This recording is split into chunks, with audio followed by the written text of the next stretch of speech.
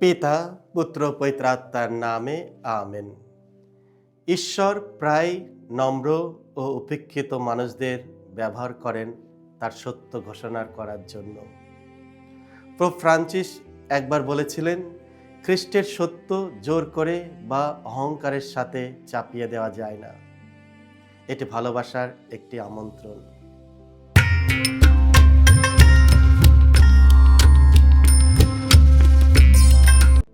খ্রিস্টে আমার পরম প্রিয়জনেরা, আজ এপ্রিল মাসের 6 তারিখ, পুনরুত্থানের প্রথম সপ্তাহ, সোমবার। আর আজকে ডেলি মান্না ঈশ্বরের বাণী প্রতিদিন নেওয়া হয়েছে সাধু মতি রচিত মঙ্গল সমাচার থেকে 28 অধ্যায় 8 থেকে 15 পদ।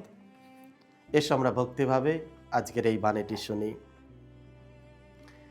রবিবার দিন ভোরের দিকে সমাধিস্থানে প্রভুর এক দূতের দর্শন পাওয়ার পর মাগদালার মারিয়া এবং অন্য মারিয়া ভয় মেশানো এক গভীর আনন্দ নিয়ে তাড়াতাড়ি সমাধিস্থান ছেড়ে চলে গেলেন। তারা ছুটে চলেছেন যিশুর শিষ্যদের কাছে এই সংবাদ জানাতে। আর পথেই হঠাৎ তাদের সামনে এসে দাঁড়ালেন স্বয়ং যিশু। তিনি তাদের প্রীতির সম্ভাষণ জানালেন। তারা তখন কাছে গিয়ে তার পা দুটি জড়িয়ে ধরে তাকে প্রণাম করলেন। তখন যিশু তাদের বললেন, তোমরা ভয় পেও না, এখন যাও, আমার ভাইদের জানিয়ে দাও তারা যেন এখন গ্যালিলিয়ায় যায়, সেখানেই তারা আমার দেখা পাবে। তারা দুজনে চলেছেন। এমন সময়ে প্রহরী দলের কয়েকজন শহরে গিয়ে প্রধান যাজকদের কাছে সমস্ত ঘটনাটা জানিয়ে দিল। প্রধান যাজকেরা তখন প্রবীণদের সঙ্গে সমবেত হয়ে পরামর্শ করতে বসলেন।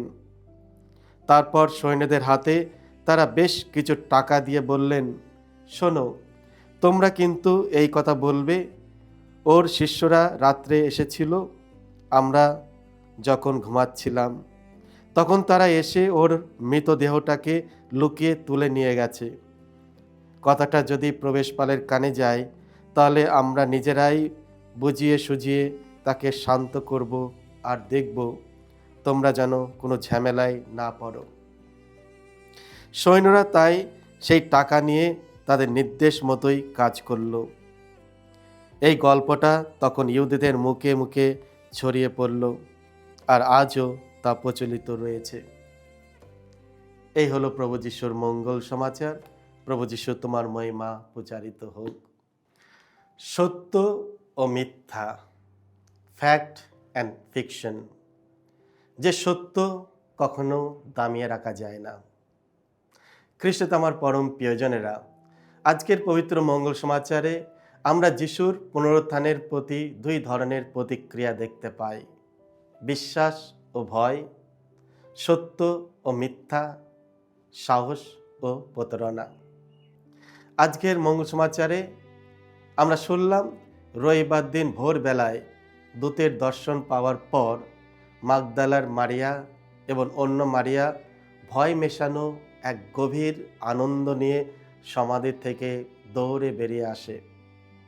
তারা এমন এক অভিজ্ঞতার সম্মুখীন হয়েছে যা মানুষের বোঝার শক্তির বাইরে। সমাধি খালি, আর স্বর্গদূত ঘোষণা করেছেন যে যিশু জীবিত। পথে তারা পুনরুত্থিত প্রভুর সঙ্গে সাক্ষাৎ করে। তারা কি করে? তারা তার পায়ে পড়ে তাকে প্রণাম করে। তারপর যিশু তাদের একটি দায়িত্ব দেয়, যাও, আমার ভাইদের বলো। অন্যদিকে আমরা প্রহরী ও প্রধান যাজকদের দেখি। তারাও জানে কিছু অসাধারণ ঘটনা ঘটেছে, কিন্তু সত্য গ্রহণ করার পরিবর্তে তারা সেটিকে চাপা দিতে চায়।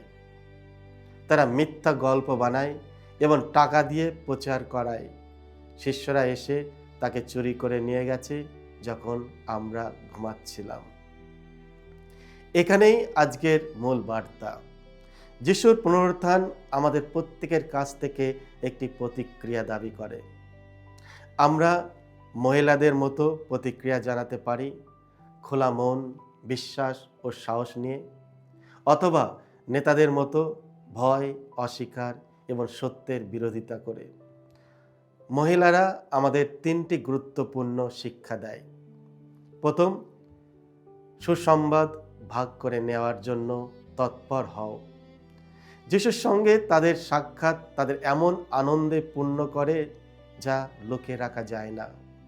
সত্যিকারের বিশ্বাস কখনো নিজের মধ্যে সীমাবদ্ধ থাকে না, তা সবসময় ভাগ করে নেওয়ার হয়। দ্বিতীয়, মিশনের আগে উপাসনা।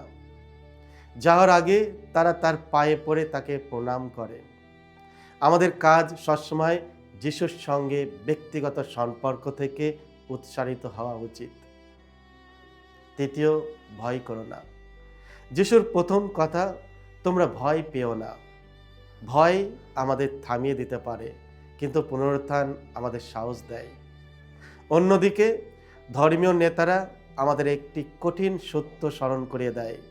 মানুষ কখনো কখনো সত্য জেনেও তা প্রত্যাখ্যান করতে পারে।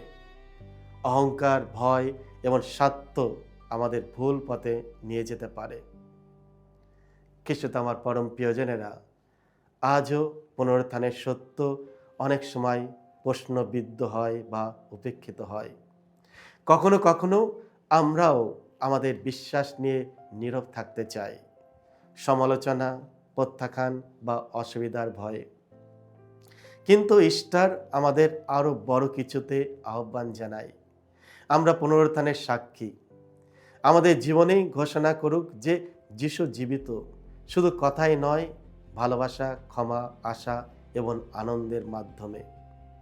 আজ আমরা নিজেদেরকে জিজ্ঞাসা করি, আমি কি সেই মহিলাদের মতো আনন্দের সঙ্গে খ্রিস্টের বার্তা ছড়িয়ে দিচ্ছি, নাকি আমি ভয়ে বা উদাসীনতায় চুপ করে আছি?